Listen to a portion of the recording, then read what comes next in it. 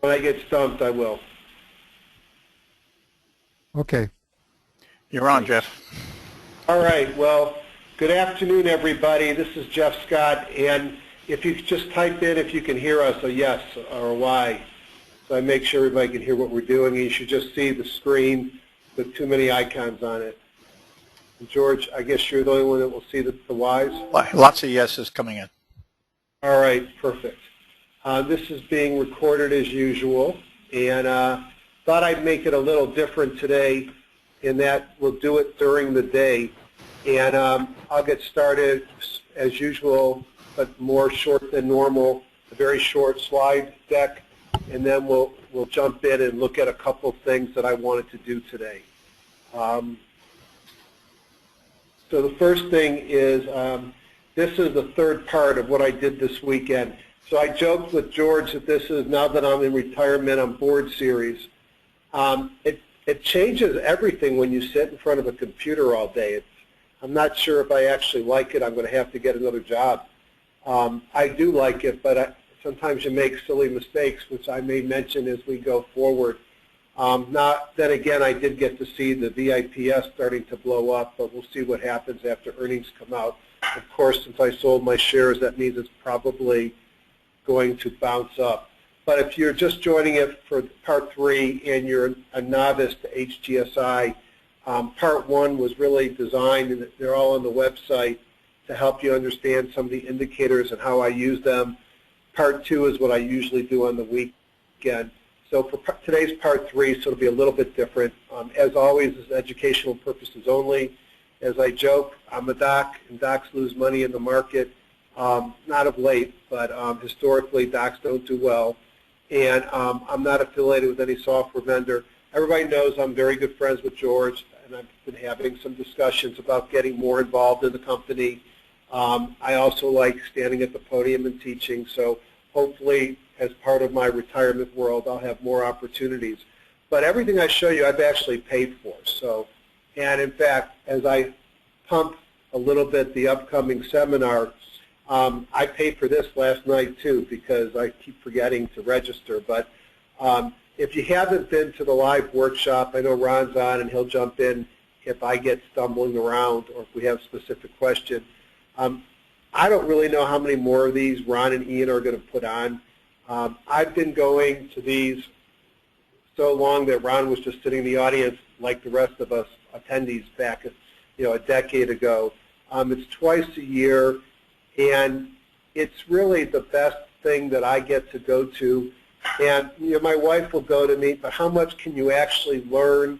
You go to this thing twice a year for over 10 years, and it's funny, I always learn something. I always make money because we come up with a couple of stocks that I buy on Monday that pay for my trip. But it may just be that I learn not only from Ron and Ian, but I learn from the networking of the audience, and I pick up a lot. A lot of us trade indicators and trade war stories. It's $12.75. The hotel's $100 a night at the Courtyard Marriott. On the forum and in the newsletter and on the website, there's, I think, commentary about how to get the rate at the Marriott Courtyard. It's a great meeting, and for your $12.75, it's not just the education. You get fed and watered, breakfast on Saturday, Sunday, Monday, lunch Saturday, Sunday, Monday, and dinner on Saturday. So I put this up here, and it's kind of funny.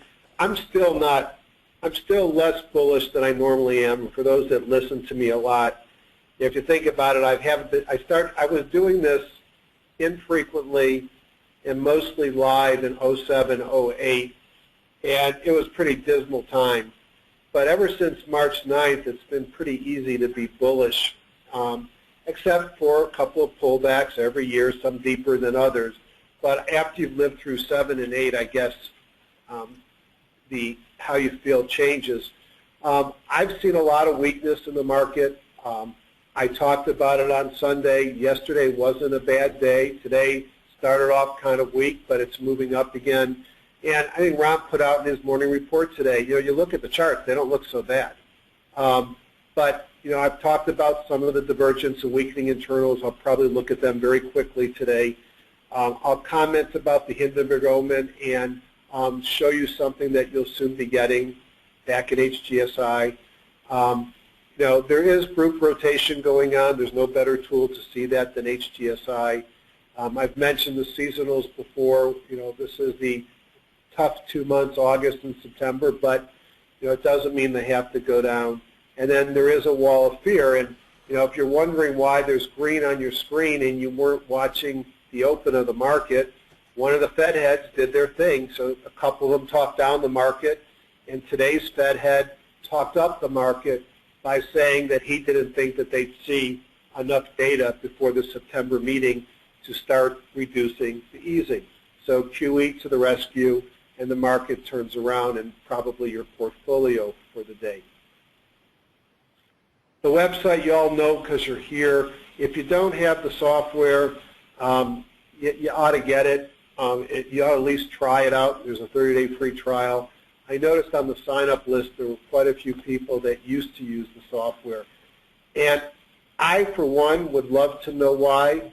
And I think the best way to tell me is via email, because I don't think people want to necessarily have those conversations. But if you used to own it and you don't own it anymore, I think there's probably no better feedback to George and I and Ron about why you dropped the product. And if you send it to me, email it to me, then I'll cut out the names and forward it to George. Because I think I don't get that. I think this is the best product on the market. I realize that not everything is for everybody. And I could list the faults as well as anybody else, but I could also list the pros. And I know George works real hard to make it better, and including his response on the Hindenburg, which I'll show you in a little bit. So if you're a couple of the folks that were users that aren't current users, and I laughed because one of the ones I didn't realize isn't a current user anymore, actually I named one of my searches after him because he had put it up on the forum. And then lastly, what I really want to do today, and of course it didn't show up here, or here it is, the agenda, is I'm going to go through a quick 30-minute review to show you it can be done in 30 minutes. This will be relying heavily on last night's data. And then I'm going to show you some of the things that I watch during the day. And then Q&A and suggestions for improvement, throw out stock picks to George. I wanted this to be more of an open dialogue, at least for half of it, because I don't let you talk when I record it myself and post it on the YouTube or website. And I don't do that because I don't like talking to people. I do it because I didn't realize how much work that Ron and Ian do to prepare for their newsletter and their roundtables and everything that they do. But my gosh, it is a lot of work. And then the worst part is convincing your wife why you're doing this and taking time away from the family. And so by doing it on my time and then posting it, it works a lot better. Now, the other thing I want to just say before I jump in is, as much as I love HGSI and HighGrowthStock.com, it's the worst name ever for a software tool because it pigeonholes in people that don't know the product and might be new to thinking that it's about growth stocks. And I don't care if you're a value investor or a growth investor, if you don't know what you are, if you change your mind, if you just do ETFs, if you do stocks, do cheap stocks, expensive stocks, optionable stocks, it's all irrelevant because this program works across the board. I use it for swing and position trading, and I use it to help me prepare if I'm going to be even shorter term. But one of the things that George has talked to me about improving or adding as we go forward will be some of the issues around real-time quotes and some of the additional things that can be done. But the other thing I want to say is you can't ignore the two guys on the right. What I like about HGSI is more than just the software. We've got two great minds that have really taught me a lot, and I'm sure a lot of you a lot, in Ron and Ian, and I can never give them too much due. And that the other part of that circle, the active community of traders, is also very important. And you'll learn who Steckler is and Snotsalot and some of these guys, Minkowski. Some of these guys, when they put stuff up on the web, these are smart guys that, and you don't put something on the web unless you really feel strong about it.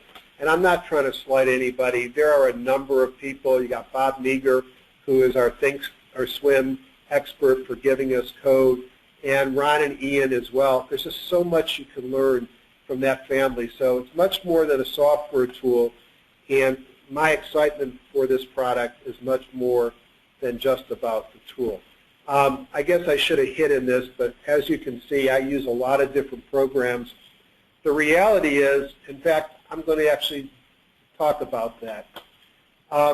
Every night, I use HGSI, and what I do here is what I do with HGSI. I talk often that I do seasonals, and I use Best Choice and Magenta for seasonals. To me, seasonals are confirming, and they might change my mind if I see that it's 10 out of 10 years Apple has dropped over the next 30 days. Why would I want to go long? But for the most part, I use them to not to drive a trade, but I'll scan for strong seasonal stocks. I'll look at their charts within HGSI, and I'll also go the other way around, which is take my buy list from HGSI and look at the seasonality.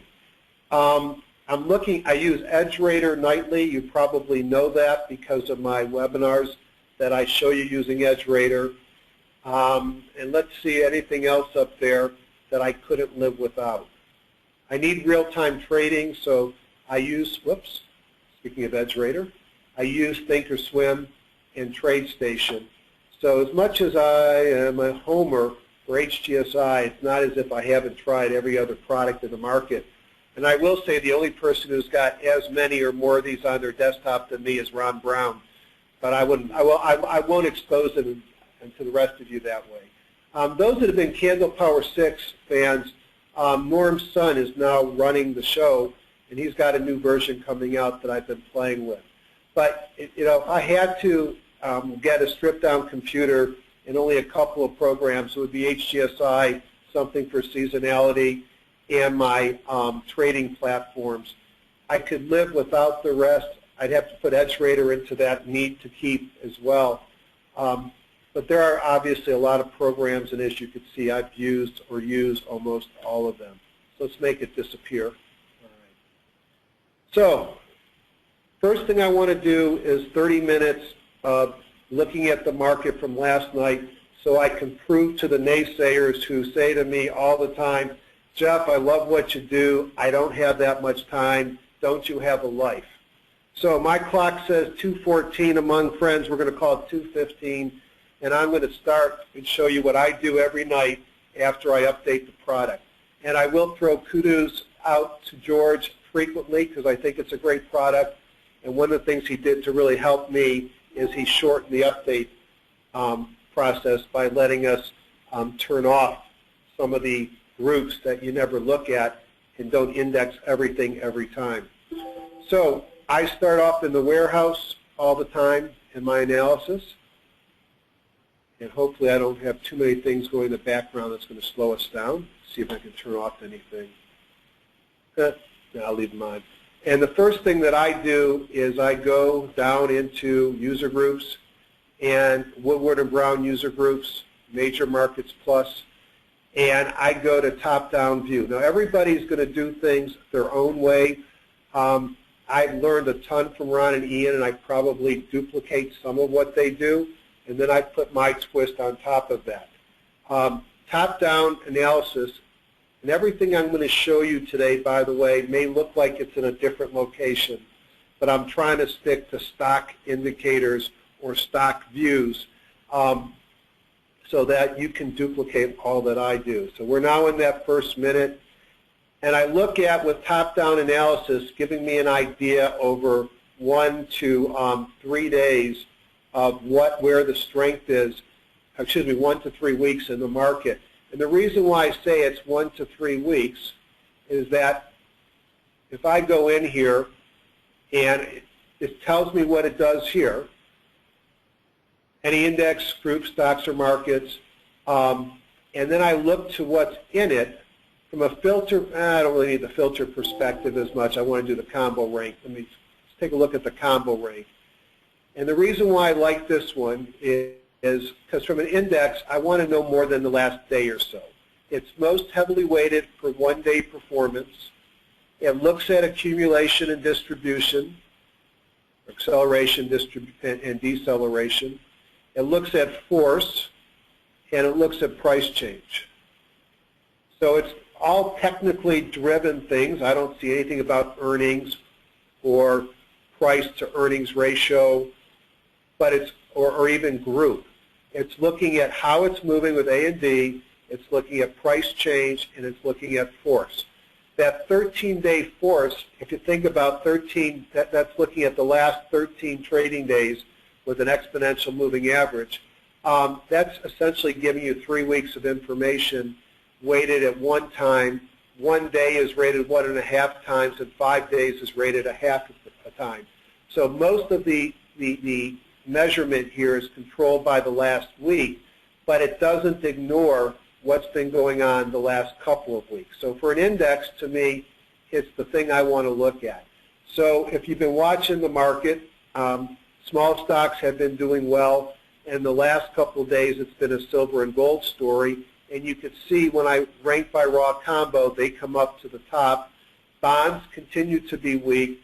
And the last couple of days, and those that were on my show that looked at what I did Sunday, I showed them on the elder indicators, which one of the things that I like to look at is when I looked at the Dow, for the first time in quite some time that I remember on a Sunday when I looked at it, and I'll come back to this, I'll let it do its thing, the impulse indicators had flipped to red. Now you can see today they flipped back to blue. So it may be, as Ron came out in his report today, was a little bit more bullish sounding, and where Gil, or maybe just Chris, because Gil, who seems to be, we got the word, is doing well post-op, had some surgery today, they switched their market timing to buy today. So perhaps we're going to see some strength come into this market. So, but with that red, no surprise, the Dow and the larger stocks were down on the bottom part. Now, some people might want to see price change 1 day. You just have to do it over here, or 5 days by doing it over here on the 5-day price change. So that gives me a sense. Gold and silver weren't here a couple weeks ago. That's something new. Seeing those big stocks float down is somewhat bothersome because they've been leading the market as well. 1 day does not a market make.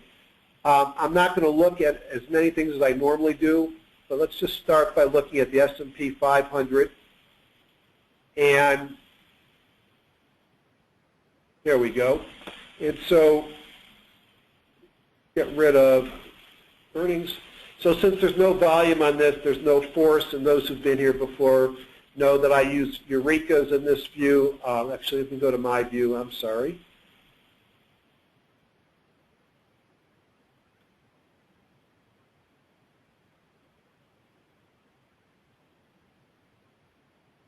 You just saw a quick hint of what you're going to see in a few minutes.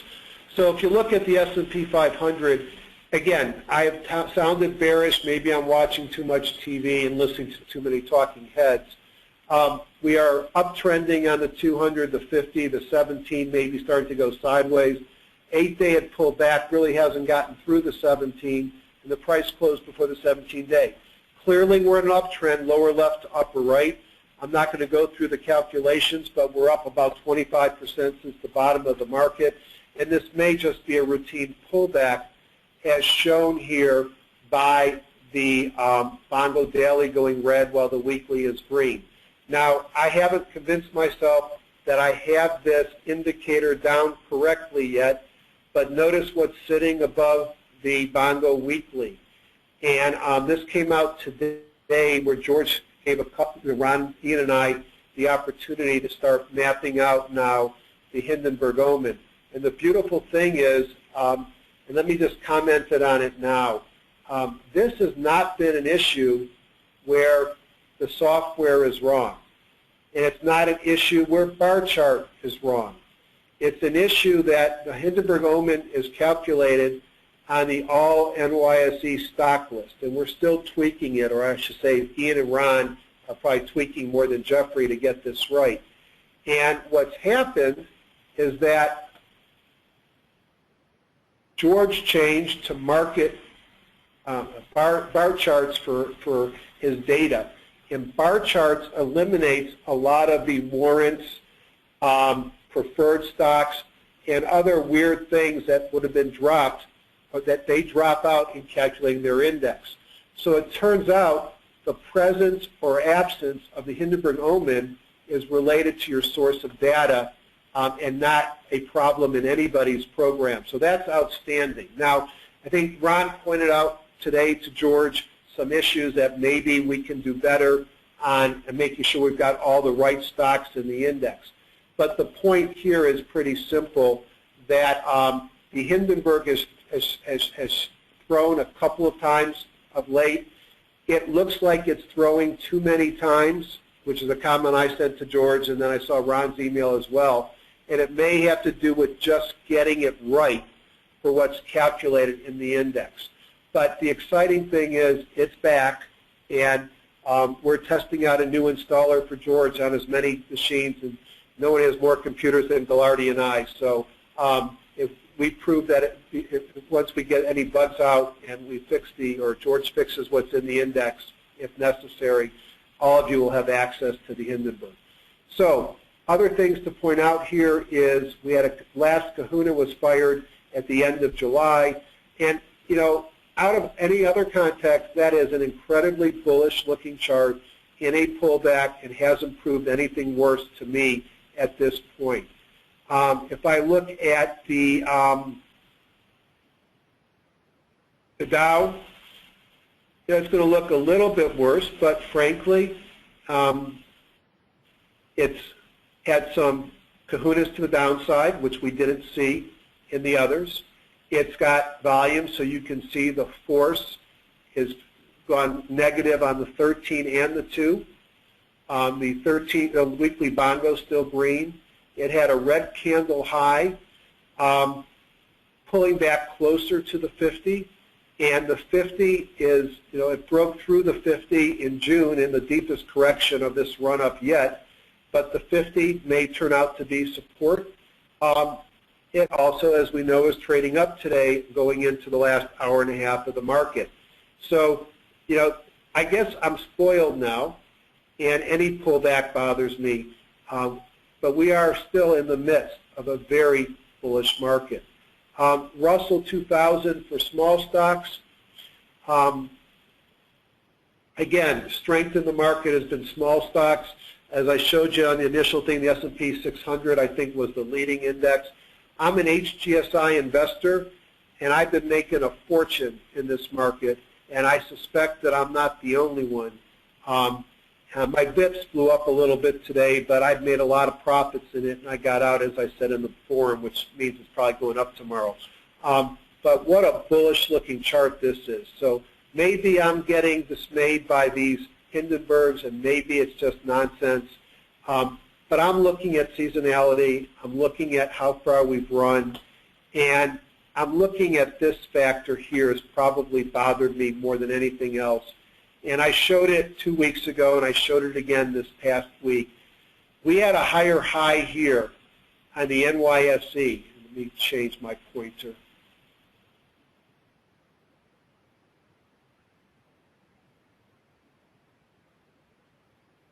We had a higher high here, and thereabouts, and we barely broke positive, if at all, on the MACD, and that's divergence. And I'm a big believer in divergence, and that bothers me. You look from the high here to the high here, and you go from a MACD on the histogram or on the lines that is not kept up. To me, that shows less pressure pushing on the market. And in the essence of time, I'm going to spare you, but I saw that across the board. Another thing that's got me a little bit concerned on the market are deteriorating internals. So I'm going into the broad market indices for this one, and I'm going to find that S&P 1500. And, you know, this is something, I'm not creating the world here. I've learned from the masters, and I've learned some of the things that they do really I like. And one of them is following Ron and Ian at their eye charts. And I think they just give a great view of market deterioration. So the S&P 1500, my choice, because I like the broad base, the small, medium, and large. It makes volume in this because it's a calculated one, and I think it's very telling. So what do I see here? I see the pullback in the bongo as we talked about, green on the force here. I see the directional movement, it's ADX. The green is coming down. The red hasn't moved up yet, but they're a lot closer here than they were here, and when they flip-flop is during times of market drops. So that's one thing that has me a little bit, I need to watch that. I look at the new highs and new lows. They're still going up, so it's green. But you probably, if you're watching, the actual numbers are starting to change. And that's part of the Hindenburg. When I look at accumulation and distribution, I see that the A's, which I want high during a strong market, and the E's that I want low, the E's are starting to move, but the A's have come down a lot. If I look at A through E, and I applaud Ron and Ian for coming up with these views, they make the analysis so darn easy. You see the A's are cut down, and now the B's are trending down. A couple days ago, they still looked like they were going up. The C's are holding the middle, but the D's and E's are pointing northward. So that shows to me deterioration. If I look at the A's and B's and how they are compared to their 10-day moving average, and if you just go back and look at periods of time when the number, the percent A and B combined crosses below its moving average, are times that the market turns down. And you can see after a nice run up here, we failed to get above and we crossed below the moving average again. And you can see the A and E kind of looks like the DI crossover coming. They're getting very close together. There's a whole host of these here, and they're found under Woodward and Brown archive within the top-down investing. This is the most recent update on the website under the index charts. So anything else I wanted to look at here? They have some beautiful charts looking at days when you have profound increases where the number of advances to decliners are 5 to 1. We haven't fired up or down on this. There's a 10 to 1 chart looking for, this one also I think has got to be bothersome. You've got the S&P 1500 is planted here in the line charts. You've got the cumulative advanced decline line, which made a new high here, but look at the volume of up versus down volume. It did not make a new high, and so to me, new high, new high, new high, new high, new high, another element of divergence. So I'm going to stay where I am, which is bullish but concerned about the market topping, and still long but not ignoring my defensiveness. Now, as we've learned from Ron and Ian, I like to jump into the industry groups, and I'm going to snap it up here. I'm teaching more than I am studying here, and that's not good because I've only got 15 more minutes, so I may give myself a couple extra to make up for it. When I look at the industry groups, I don't want to look at 3 weeks or 2 weeks. I want to know what's moving now. And so we've been taught to look at the force. And you all remember the force. It's today's volume times today's close minus yesterday's close. What drives force? Volume, volume, volume, volume, volume, volume, because no price goes up millions at a given day. So big volume will drive much of this. And why does this look different now? I looked at it a while ago, so I'm just making sure I don't have a filter on. Nope, everything's right. So I rank it by raw combo. I ignore the index of the indexes. And you know that my approach is to go through the top 10 and see what's interesting. So this is last night and computer hardware. You know, Apple's changed. Apple, maybe it's getting back on its tree. So let's go into a view that actually makes sense. And I'm going to go into my view. In fact, let's go into Jeffrey Scott's charts, latest, and hopefully that way you all have the exact same chart on your system. Why do I say Apple has changed? Because I've been watching Apple, and I've missed this. You know, so many people are talking about the double bottom there. It got above the 200-day moving average today, and that sort of was critical for me to show interest. So last night I put it on my buy list, and I put a buy stop above that 200-day moving average, and it started coming out talking about the next iPhone, so we'll see. Clearly it's been in a downtrend, but I based this purely on technical factors of everything has turned green. I had, you know, obviously I had a kahuna here after a pocket pivot down, but I'm a big respecter of moving averages, and this has failed at the 200. It's failed so many times at the 50. It looks to me like it's changed spots. On this list, I'm not a BlackBerry kid, so I'm not really caring about a stock because I don't believe in their company. If we look at, make sure I'm on my daily, Stratasys and DDD. Stratasys has had a big run.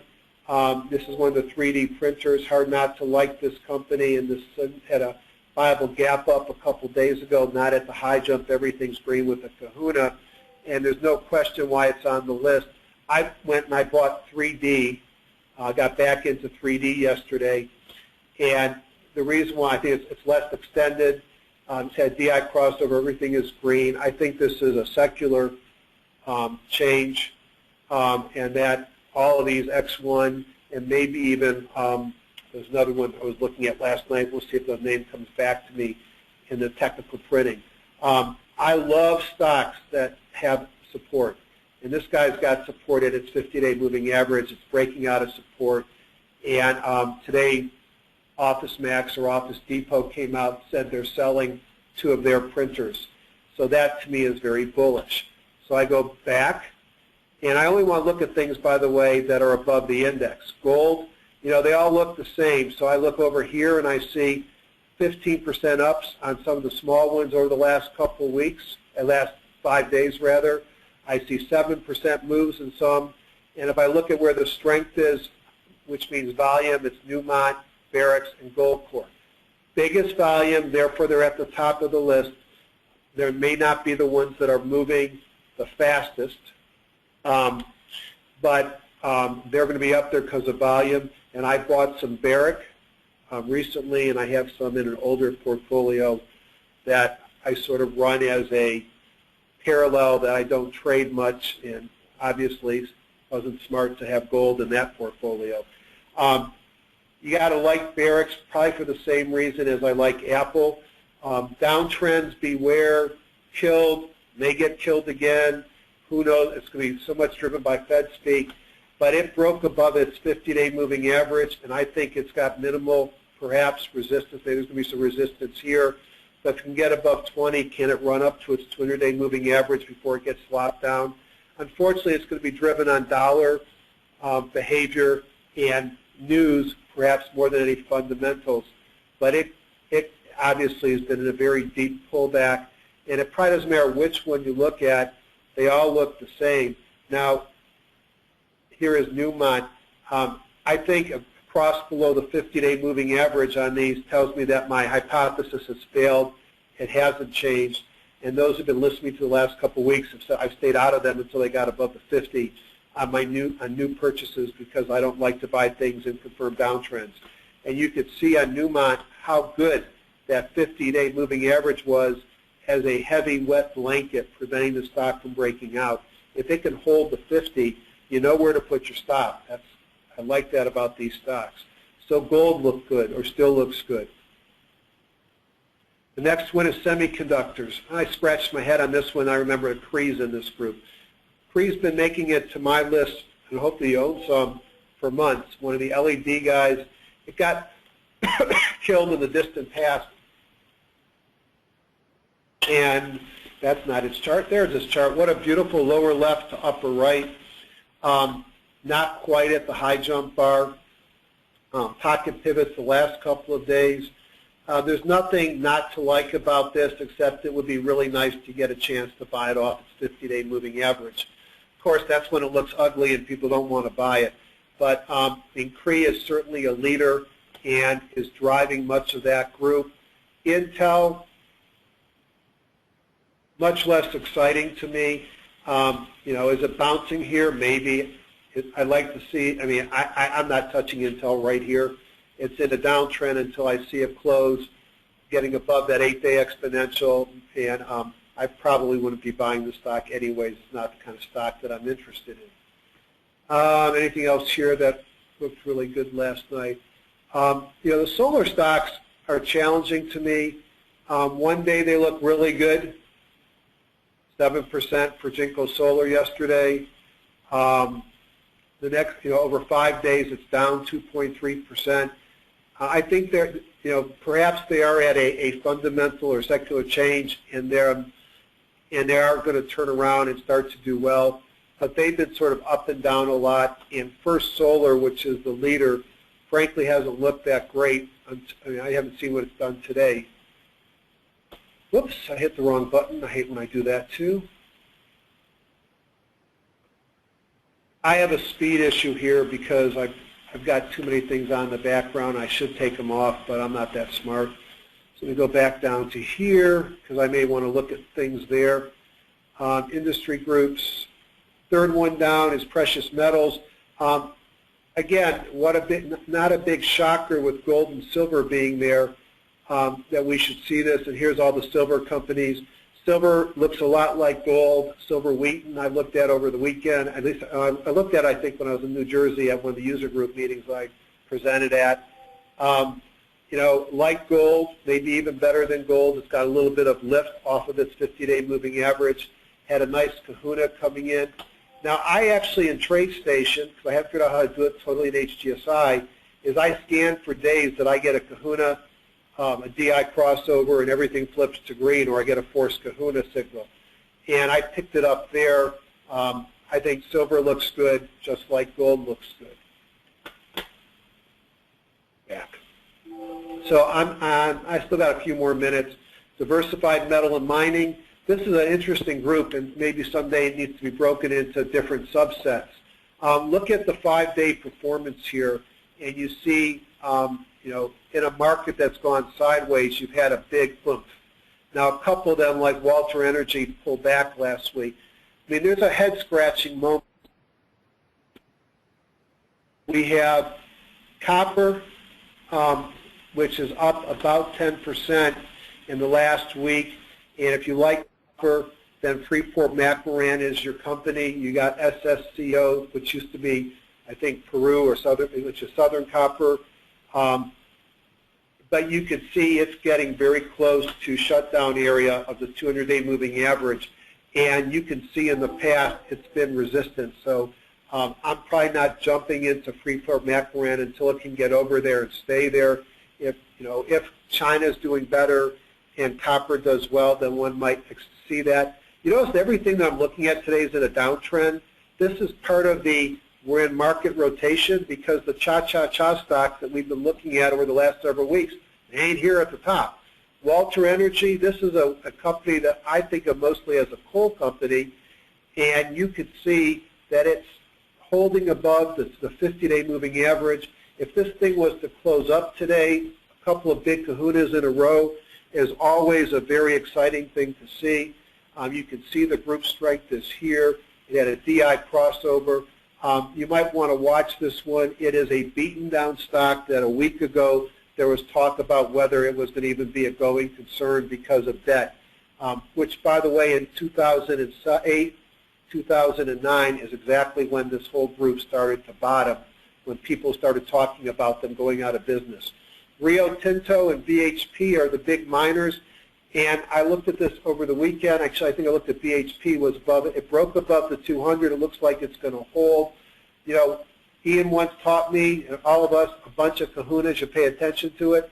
Here's 1, 2, 3, 5 kahunas without a red one in the middle, volume coming into the chart, breaking above the 200. A Bible gap up on 2 days ago, or all green, very viable, as long as you keep in mind that every one of these stocks that I've looked at have been in a downtrend, which is sort of interesting. TCK is another iron ore and coal. This is a Canadian company. The picture here is the same. I don't need to look at it anymore. but all of them are in downtrends, which eventually they rotate up. Talking about downtrends, steel, and I'll look at the first three. I own Cliffs, and I've been looking at Valley, but I decided I didn't want to overdo the ores. But they look exactly the same. Valley has the benefit of being a South American Brazilian play as well. And look, I mean, how many times does Ian have to hit me in the head? Multiple kahunas, volume coming into the chart. He doesn't talk much about DI crossovers. I like him. Everything turned green, and it's running target to me, the 200-day moving average, and then we'll see if it can get over. I'm in Cliffs. It's already at the 200-day moving average, and you'll see what happens there. It hit it yesterday, and it stopped. So I guess if I was really smart, I'd rotate out of Cliffs and buy Valley. I think it's going to be very telling to see whether these stocks can break above the 200-day moving average, because if you look at these guys on weeklies, you'll see that stocks and downtrends are ugly stocks. And that's an ugly stock. But is it changing? Maybe. This was a stock that was about $100 a share, and it put in a bid to, Walter, A&R put it, who was also 100 at the time, put in a bid to buy Cliffs at about 120, and that was the top of the market, and now Cliffs is $25 a share. Anything else here I want to look at? U.S. Steel, just showing you again the same basic pattern of junk off the bottom with kahunas, so maybe something is happening here. This is what I do every night, and I build my watch list in two ways. One is top-down. I'm going to stop now in the essence of time. Let me point out what's home builders. I think they're trying to put in a bottom here. We'll see if they can. They made the list in about the same place over the weekend. Show me biochemistry, or biotech rather. I don't see it. Show me big pharma. I don't see it. We're seeing group rotation.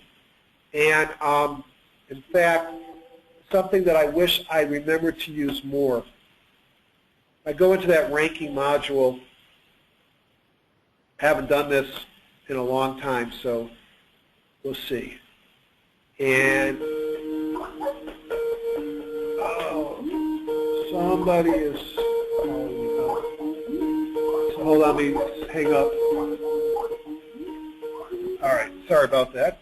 Let me see where I want to go here.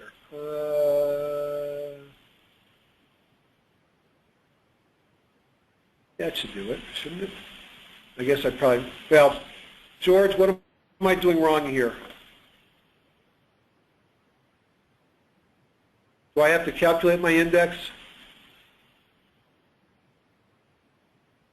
George?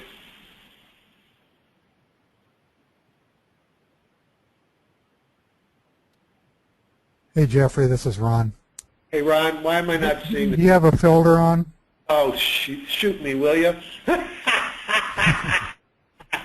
Is that not always the problem when things don't work? Yeah, normally.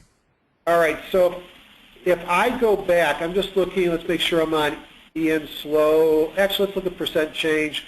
Let's look at 1 week percent change over the last year.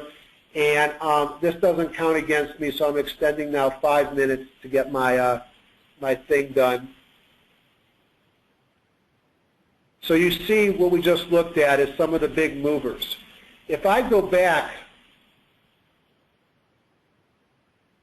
a couple weeks ago, casinos are off the list. See how they've dropped, 98 to 27. Brewers, 99 to 46. Tires and rubber, don't tell my Goodyear tire that, have dropped.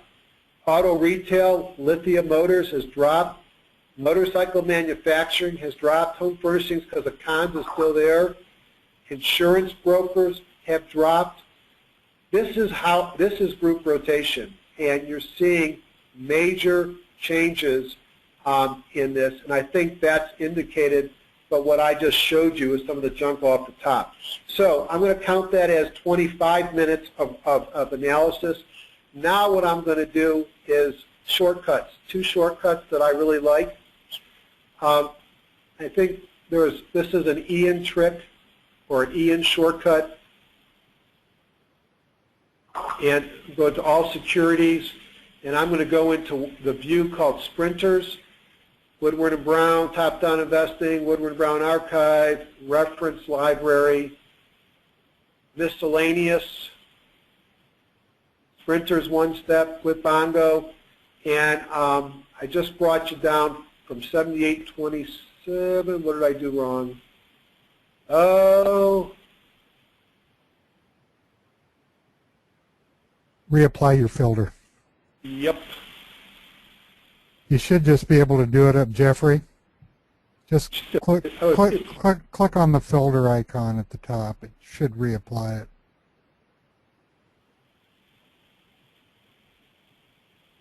No,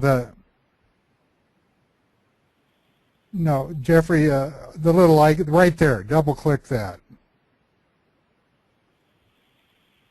All right, well, mine's broken, so let me see if I got it down. Somehow it got disconnected.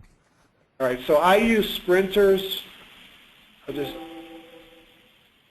Well, I don't know what I did wrong on that. Well, I apologize for that, but I will use that Sprinters, and what it will do is it'll take those, most of the time, those 7,000 stocks, and it will bring it down to about 60 or 70. All right, let me just go find this one here.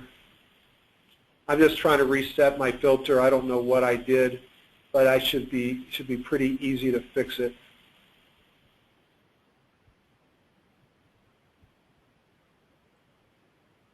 All right, so here's 125 stocks. I could do the same by going up to that higher part. And if I just looked at these stocks, I would do very well at picking. So I'm going to look at the top 10. Just very quickly, this is more bottoms up and not necessarily a pure top-down approach, although Group Index and others are calculated as part of ERG. Now, I talked about Harman International this weekend. And Harman International is, and I couldn't understand, and I talked about it here, why this company was doing so well, because all the companies in the audio business that they acquired don't work very well anymore. Now they all work fine because they make car audio, and that's why this company is doing so well. So I just bought a new Range Rover. It's got Meridian speakers in it. And I bought another car that's got a Martin Logan amplifiers. Here's cons. This is been talking about this thing for a year. When I make my joke, somebody's got to make the appliances and the electronics for the new houses. Cons is in a number of markets it does more than just the TVs and hi-fis. It does the wash machines and dryers, and you can see how well it's been doing. Certainly a leader in the market. I've really beaten the drum on my calls about Visteon, Axle, Federal Mogul. Someone's got to make the parts to go into the cars. And these guys are breaking out. Axle's the one I've been buying. LKQ has been on our list several times. Look at this, a Bible gap up, a little bit of flag running again with multiple pocket pivots. LKQ, auto parts. Omnicare is in the nursing, the specialty pharmacies for nursing homes. The point here is I'm not spending time saying buy or sell in a stock. That's your own business. But all I did was run the Sprinters or Sprinter one-step combo and found multiple high-value targets that I could look at. That's what I want to do to make my life easy. The last thing I do as a shortcut, and then my 30 minutes plus time for talking is up, is I go in to my designer view, tools, group inclusion report, and everybody probably has their own style of doing this. Clear all, open up those smart groups, and I do this every night to see if something new makes it into my list. Bible gap ups, pocket pivots, and then I have the ones I like. Everybody has their own favorites. I want best area, ERG, growth, HGS, leaders, WEPs, stocks and groups to the upside, strong EPS near 52-week high. I want to make a group for it. We're going to call it triple A Tuesday top 10. It cuts it off based upon the score, so there could be 10 or there'll be less depending. And let's make our list. We're going to call it top 10. And again, how long is this piece taking me? No time. And now I'm going to create, these are the stocks that make it into the highest number of the list. Power, Secure, Jazz. All right, so another way of approaching it is, let's just look at the top 10. Why do I need to go through anything else? So there they are right there. Let's open up a warehouse view.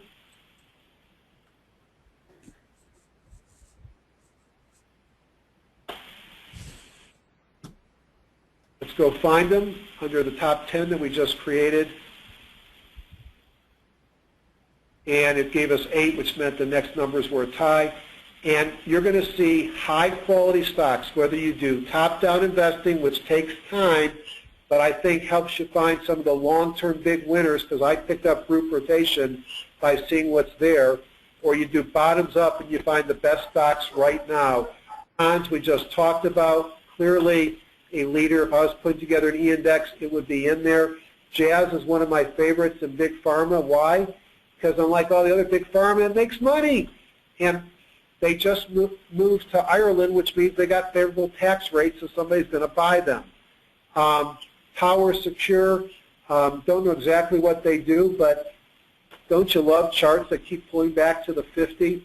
Break up with a Bible gap up. I bet this stock runs again. It's got great earnings per share growth coming in. Open Table something came out yesterday with Facebook. I don't look at that stuff, nonsense, but basically lower left, upper right, everything turned green with a kahuna. So who cares about the news? Ian told us it was a good thing to look at because of the volume in the kahuna.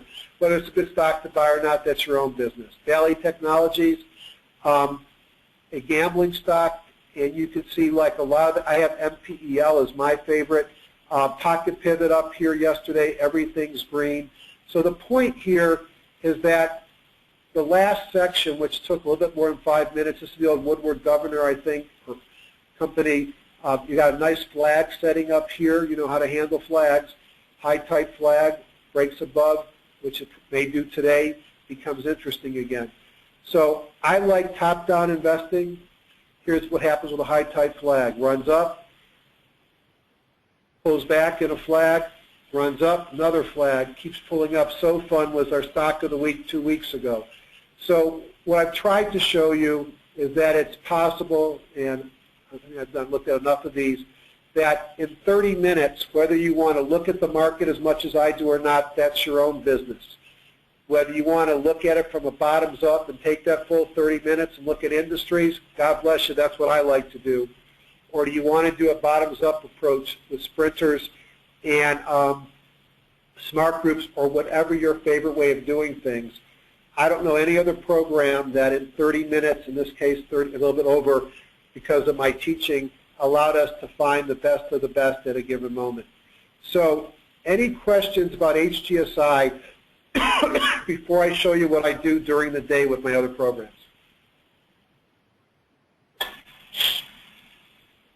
Jeffrey, you got some questions sitting there in the chat box. Okay, let me open it up, take a look at it.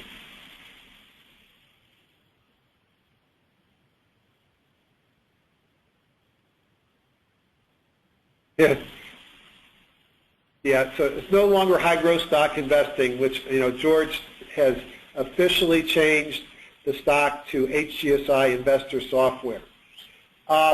Intraday, what I do for my news is I've got a subscription to briefing.com, and I like that because I basically let it run during the day, and I see what's moving in the market. You know, the things that are hot pop up a lot. At the end of the day, it tells me the things that have gapped up for the, you know, after earnings come out. In the morning, it tells me what's gapping up. Apple, by the way, at $14.29, I haven't looked, was up over $14. I'm a happy camper there. And I find that to be my best news source. It's not free, although they have some lower cost packages you can use. I also use it to feed my trade station for my earnings dates, which I'm going to show you in a few minutes.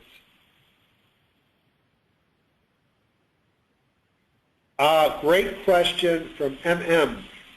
Do I make use of user groups to track my picks over time?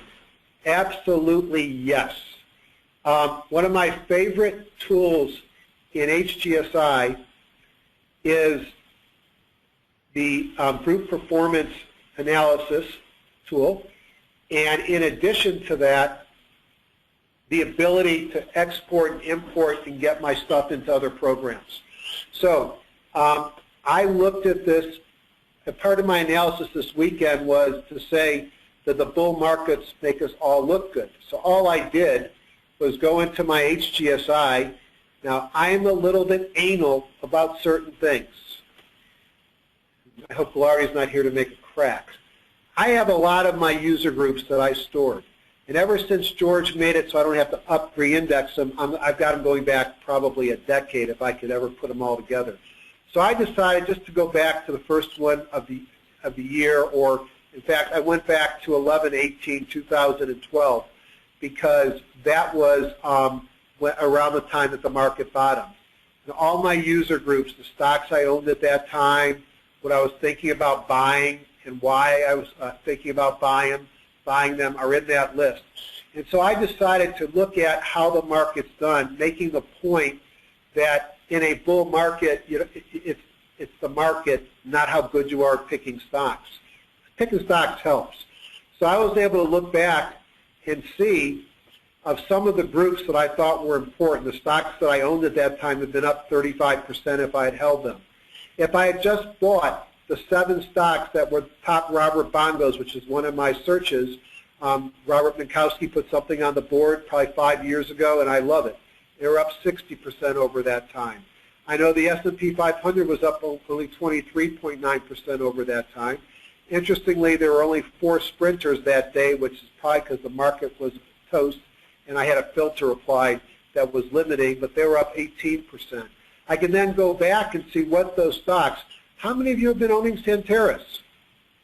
We talk about it every week. It's up 194% since the market turned around.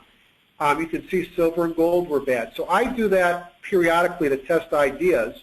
I'll also look at it every week when I want to see how I'm doing compared to what the market is doing. Last week was a bad week for me. It was the first week I've been down in a long time. I had a number of 3% weeks, but I was down 0.27. That's unmanaged and what I had at the end of the day the prior Friday, so it's not necessarily reality, but the S&P was down 1%. Now, what I call the HGS 100 was up 0.34 in a bad week. I've got this going back years, and I can test things on a regular basis, so yes, I do. The other thing that I do is I export these things, and I track them in other programs such as TradeStation or Thinkorswim. Which do I go to most often? Those top Robert Bongos and the sprinters. Exit points. Well, yes, exit points. This is for KM. So let's take a look at Apple.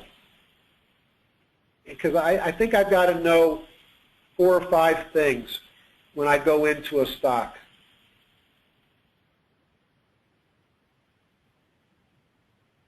One thing I got to know is what stock am I going to buy? And I think people have listened to me long enough to know I like stocks that have been in long-term run-ups that pull back. This one's pulled back a lot more than I would prefer. You notice how it's pulled back to the 200 weekly moving average, whatever that means. But it's pretty much, it's a pullback, but much steeper pullback than I would have liked. I missed it off the bottom because I still don't trust it, and I wanted it to get above the 200-day.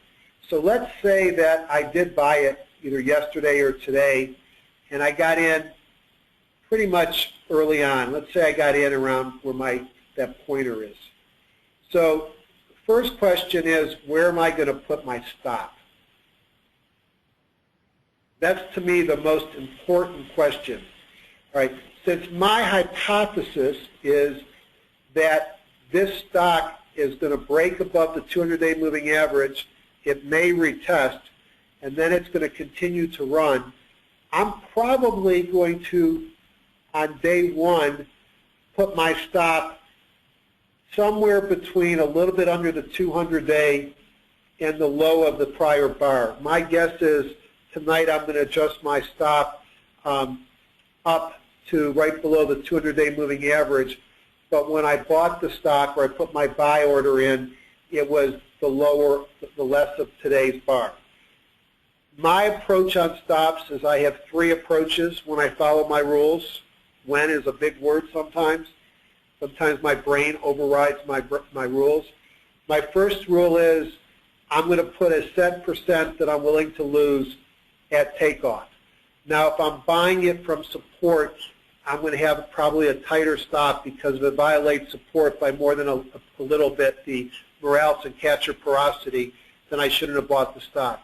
So if I'm buying something that I don't have a good technical stop area, I might put an 8% failure at birth.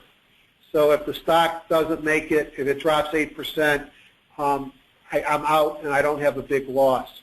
Once I'm up 5%, 6%, I'm going to pull that stock up and see if there's a place that makes sense so I get close to break even, and that way I don't lose money in my trades. And then I'm going to let that stock run a long time. Now, I will trail it. I use an ATR chandelier trail, and I play with the multiplier so that in bull markets I might give it more room to run. And when I think the market is getting tougher, which is why I got stopped out of VIPs today, my stop tightens out. So I'm more concerned about when I sell than a pre-planned target. Now, I know there are lots of other ideas out there, and I certainly am no genius when it comes to that. I might try and find a support area or a target. My target here, I don't know where my target is, to be honest with you. Does this stock go back up and retest those $700 highs? I don't think so. I sure as heck would be selling a lot before it got there. I may take some profits at 25%. I may take profits at 50% gains if I'm ever so lucky. I'm going to be more worried about my stop loss than setting a target. Now, if I go back to, say, Cliffs, when I bought Cliffs a little bit ago, I have a target.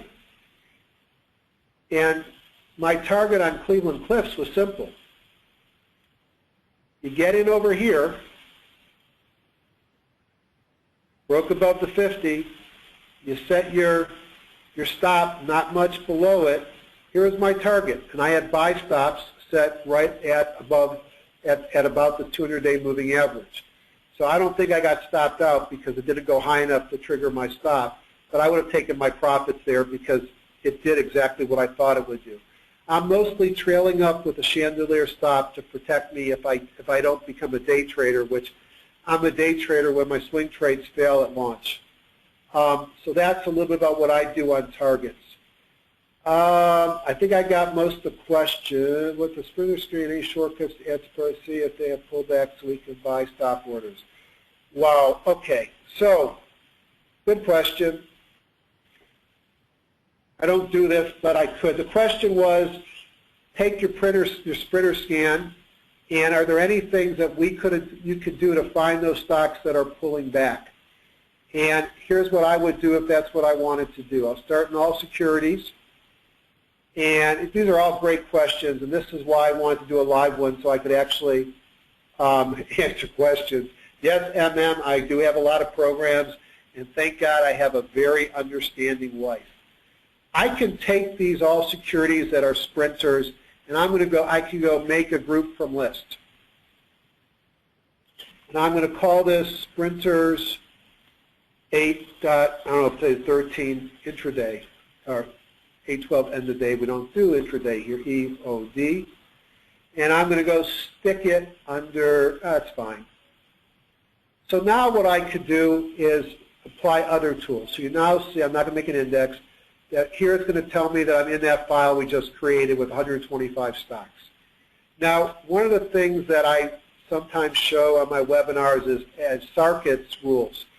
And Ron, reading the same stuff that I read, but him actually doing more with it, Ron built into the program archive, reference library, elder index rules. You want to find pullbacks? Let's apply Rule 1 to this list. So what do you see here? You've got 23 stocks, of which they're all 13-day longs and 2 days red. So these are stocks that, by definition, are in a downtrend. So let's look at a couple of these. I want to look at activists, and maybe I'll do my analysis of what I would do on that one. This takes a long time because I've got way too many things open here. All right, I kind of like the fundamentals here. So here's a chart on Principal Financial Group, all right? PFG, and I didn't do this on PFG because I didn't look at it. So what have we found? We found great stocks because they're sprinters, and since the 13-day exponential moving average is green, we are in an uptrend. Using the force index, or I could have used Bongo, I've got the shorter ones being red, I've got a pullback. So what do I want to do with this stock? So at least I'm going to watch this stock, perhaps put it in a watch list and watch it in the market. I might auto trade it, or I might say to myself, I'm going to be at work today and I really like this stock, and what the heck, I'm feeling lucky. And if I'm feeling lucky, I would say that's a doji occurring on the 17-day moving average, and the stock closed yesterday at 42.56. The high of yesterday was 42.86. So one thing that I might want to do is put in a buy order and put it somewhere above yesterday's high. Why? Because I learned from Bigelow that dojis are indetermination days and they usually trade in the direction of the open. That if the market tanked today at the open, this stock probably trades down. I'm at 42.56. If I put a buy order in at 42.90 and it takes it out, I run the risk that it's going to take it out and fall back, but I'll often put a buy order in or a buy stop above the high of the prior day. But that's a very attractive looking stock. Now, today, if I didn't buy it, I might want to see a Bongo or a pocket pivot or a Bible gap up or a bullish engulfing pattern or something that tells me that I may actually be seeing a stock that is going to change and have momentum coming in. Activist is one that I love. It's the old Watson Pharmaceuticals. It's a clear leader, and I love this pattern when it went sideways to sort of the squeeze of the moving averages. It's pulling back. Now, I don't know if it's going to pull back to the 50 and bounce. I don't know if it's going to run here, but I'm going to put this on my watch list. It's already on my watch list because it's a company that I like, and I like to buy it on pullbacks. So one way of trimming this might be to sprinters, and now look at this rule. Now, I might do something else. Let's make a group from this list. And why do I love HGSI? Because nobody else does this, at least anybody that I'm aware of, and I'm probably the world's expert on software in this world just because I bought them all. I'm no expert, I just bought them all. So I've just created a new rule, a new group, and nope. Come on, there we go. Now I could start playing more games, and I could try and find myself a filter that might make it smaller. I might look to see if I got anything pre-made. I might want to find a stock that's now within so much of its 50-day moving average. So I might be looking to see if any of these are, oh, I may just make one. New filter within 2%, 50-day MA. If field name, let's see if I can actually get this done. I think it's going to be CI, current percentage CI, percent index. There it is, percent.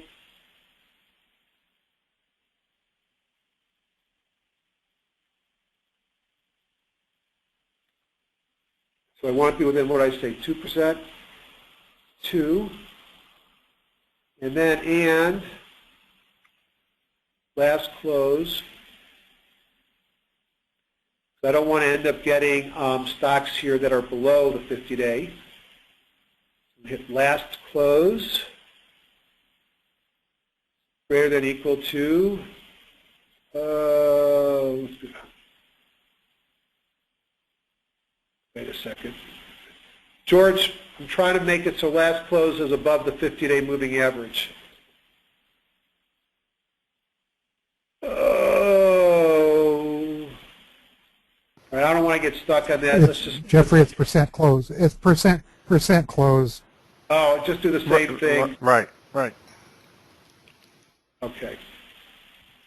So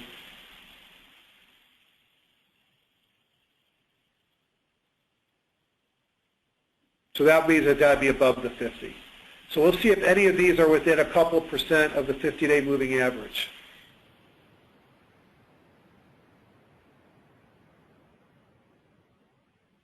And it's thinking. Whoops. All right, well, I did something wrong, but you can see here that these are the ones that have pulled back the closest to their 50-day moving average. I got to figure out what's going on with my filters. So that, I hope, answered that question of how you could stream those down and find the ones that are pulling back. You see if there's any other questions? Yep.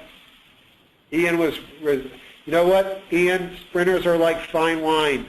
They still work. Age is good for them. Remember, if I just bought the sprinters, they actually didn't work so well here, but under most circumstances, in a rah-rah market, sprinters do very well. So let me show you a couple of things that I do during the day of how I try and pull this together. Somebody put one of their questions that they had, and I'm showing what I do here for George and Ian and Ron so they can tell us if it's possible to do an HGSI. And I'm being parenthetical. I don't expect an answer right now. One of the things that I've done, and I actually sent an email to George, is I've redone the high jump bar for my personal taste. And what I want to do is I want to create a system that allows me to measure how the percentage of today's high jump to the highest one that it's been in the last X days or traded days. So I've been using 200.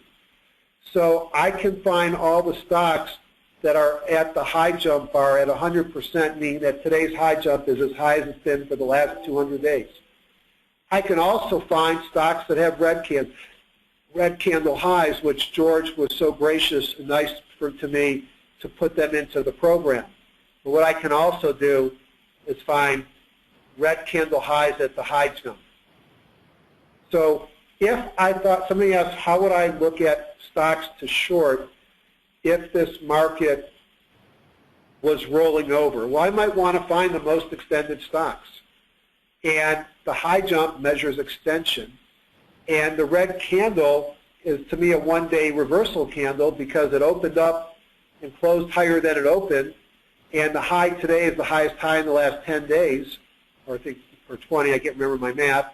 And the close is at least midway through the previous bar. So I've combined some of these things in scans. So if I go back to Cliff, which I hate looking negative on a stock that I'm still long on, although I think I may have missed my time to sell it at the best point.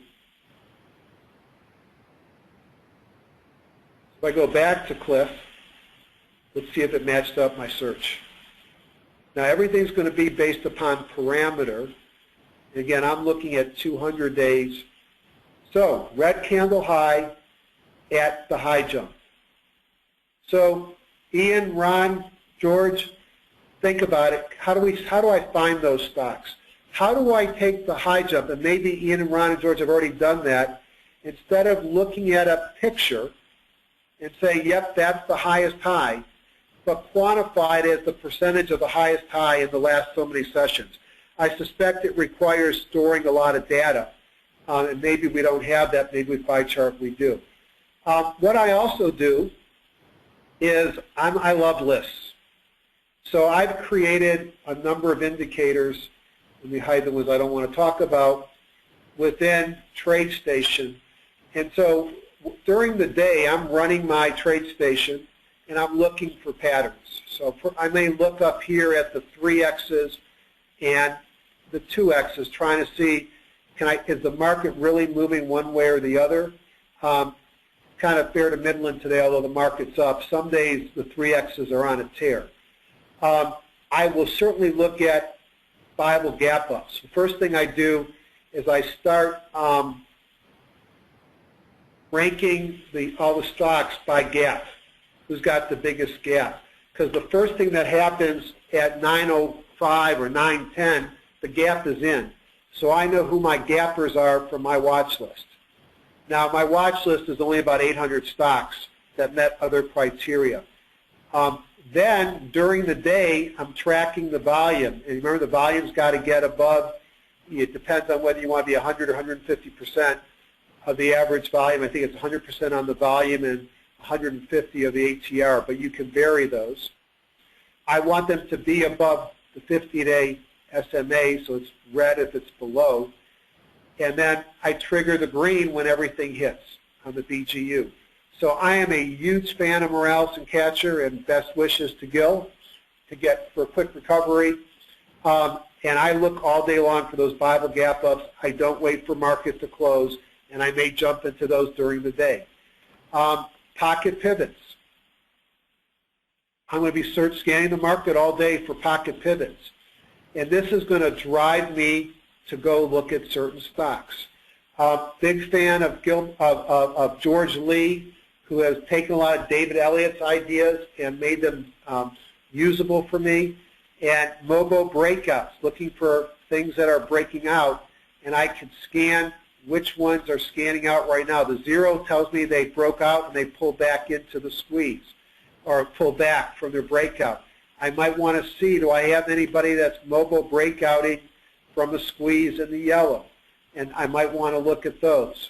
I have printing my candlesticks. So during the day, I'm using a lot of the same indicators, the high jump, the candle highs, the pocket pivots, and the Bible gap ups on a very large watch list that I'm constantly playing with to find things that make sense. So you may tell me you're a TOS guy, and I got clobbered today on VIPs. I got stopped out, so I lost money on VIPs today, but I have no complaints. It was a very profitable position. In TOS, and unlike TradeStation, which people seem to want to charge for everything they do, there's a lot of people that are creating things on the web that are very useful. So I have some things that take a lot of calculations that probably won't talk about, but what I have built into Thinkorswim scans. So if I want to know what stocks have a MOBO breakout from a squeeze, all I got to do is run my scan. And then, or if I have a watch list, so I put together a list of my buys, things I'm interested in buying. And I want to know if any of them have broken out from a squeeze today. And they haven't. All right? I might want to know if any of them have broken down from a squeeze. So I'll go MOBO breakdown from a squeeze, and I'll scan them. And these are all stocks. I'm in all stocks now, so I have to go back and find my list. So I have the ability of scanning for breakouts, breakdowns. Another way to find Bible gap ups. And in the PDFs that I put out in this week's board, or with these presentations, all the words that you need to make this are there. You can create a scan for Bible gap ups. You don't need my TradeStation tools. These are the stocks that have Bible gap ups today. Now this is going through the entire universe of stocks, and it found 42 of them that have viable gap ups today. Now, some of them may not meet your criteria. It may be that you want to start searching from bigger stocks, and you might want to go down to public and look for, see if I can find what I'm thinking about.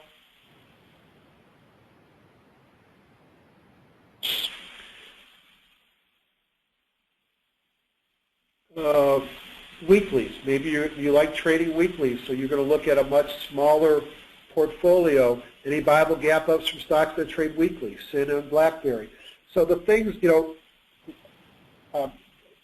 Bob Meager has done a great job of introducing us to these indicators and coding them for us. The difference between an indicator and a scan is you go to the scan, Stock Hacker, you drop that little box down, you create a new scan query. You determine what you want to look at. Last price, minimum, say 7.5. That's what I do. Volume minimum, give me 150,000 shares. And then let's pick something that we want to use. So I'm going to add a fundamental, add a study filter. And now I can search for something. I could look for what stocks have a morning star today. All right, so that would be a bullish candlestick pattern. So a morning star. I'm going to kill this percent change. I'm going to call it bullish morning star. I want to search in all stocks. I'll take as many as I can find. I'm going to save that. I already got, so we're going to call it webinar.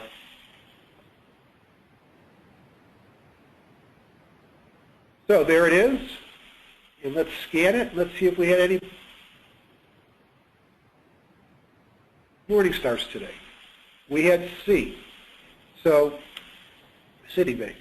So I might go and look at a chart. And I don't use the charting module very much here. I play.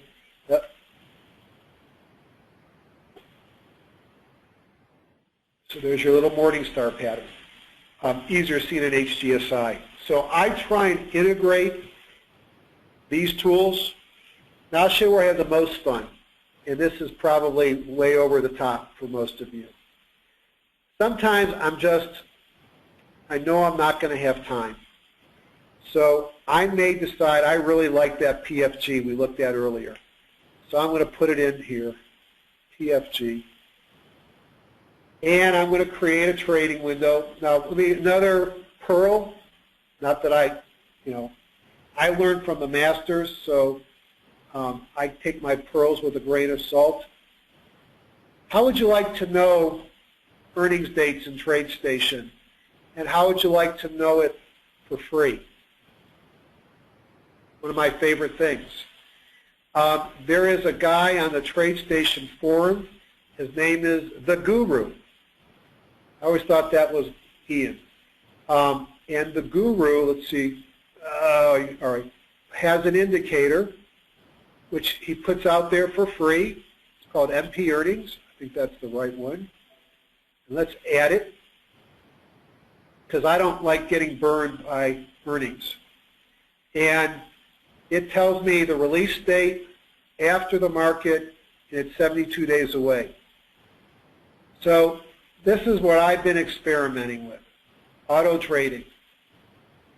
So if I'm interested, I'm going to put it into a chart, make a new workspace, and then I'm going to enable my strategy, which I'm not going to do right now because it's not the beginning of the day. So it's going to take a couple seconds to calculate it. And I've built in, with the help of a programmer, a lot of the things that I talk about from the perspective of when do I buy, when do I sell, looking at opening range breakouts, MOBOs, and other things. And if I set the criteria, and let's see if I put Apple in if it's going to trigger something this morning, and it basically trades it when I'm gone, including stops. And and I want to show you how my stop works. If I have to have a trade that took to see the stop, and I haven't been trading in this platform today. All right.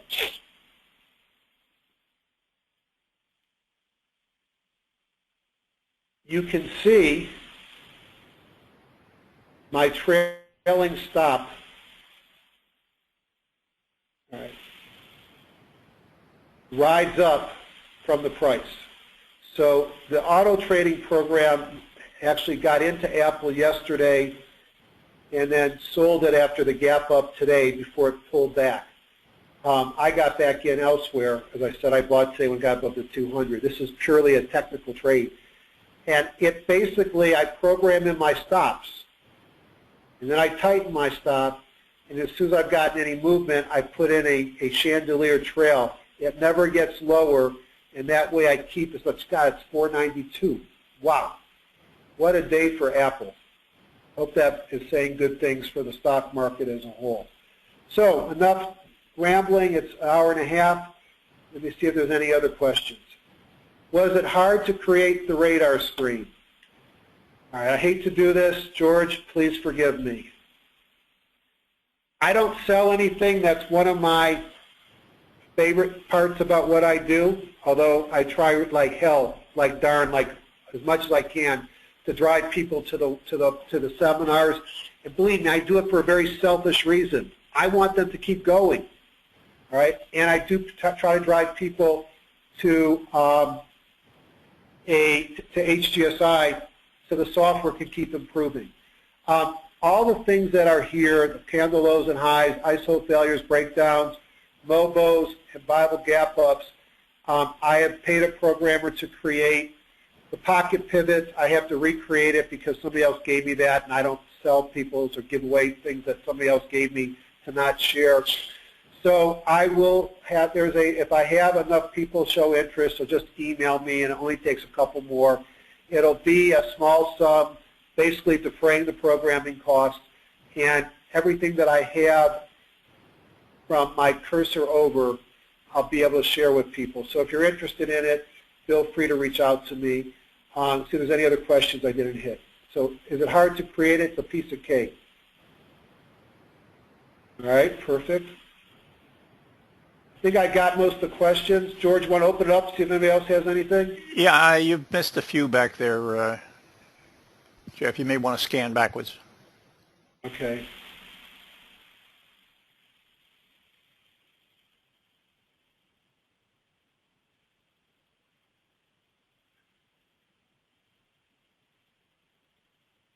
All right. Looks like I think I've answered them all.